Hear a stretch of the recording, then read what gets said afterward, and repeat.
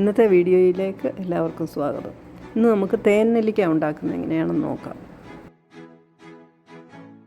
1 kilo നെല്ലിക്ക കഴുകി വൃത്തിയാക്കി വെള്ളം തോർന്നു കഴിയുമ്പോൾ അപ്പച്ചെമ്പിൻ്റെ തട്ടിൽ വെച്ച് ആവി കയറ്റണം.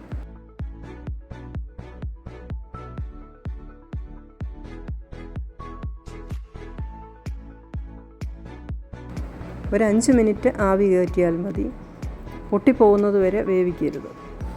ഈ നെല്ലിക്ക തണുക്കുമ്പോൾ നല്ലതായിട്ട് തുടച്ച് വെള്ളം ഒട്ടും ഇല്ലാതെ എടുക്കണം. ഇത് നന്നായിട്ട് ഉണങ്ങിയ ഒരു കുപ്പിയിൽ ഇട്ട് വെച്ച് 1 കിലോ തേനും അതിൻ്റെ പുറത്തൊഴിക്കണം.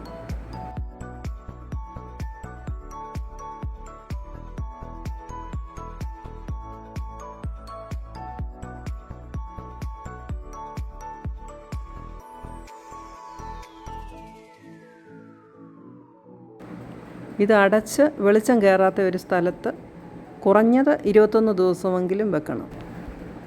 രോഗപ്രതിരോധ ശേഷിക്കും ആരോഗ്യത്തിനും കാഴ്ചശക്തി വർദ്ധിക്കുന്നതിനുമൊക്കെ നല്ലതാണ് ഈ തേൻ നെല്ലിക്ക. വീടുകളിൽ നിന്ന് കിട്ടുന്ന തേൻ തന്നെ ഉപയോഗിക്കാൻ ശ്രദ്ധിക്കണം. തേൻ നല്ലതല്ലെങ്കിൽ പൂപ്പൽ പിടിക്കും.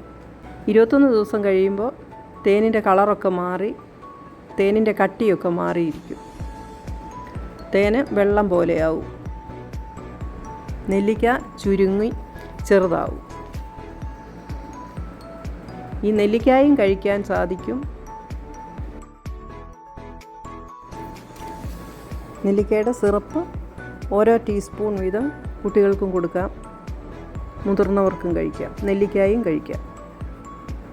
ഈ വീഡിയോ നിങ്ങൾക്ക് ഇഷ്ടമാകുമെന്ന് വിചാരിക്കുന്നു. പുതിയ വീഡിയോയുമായി നമുക്ക് വീണ്ടും കാണാം.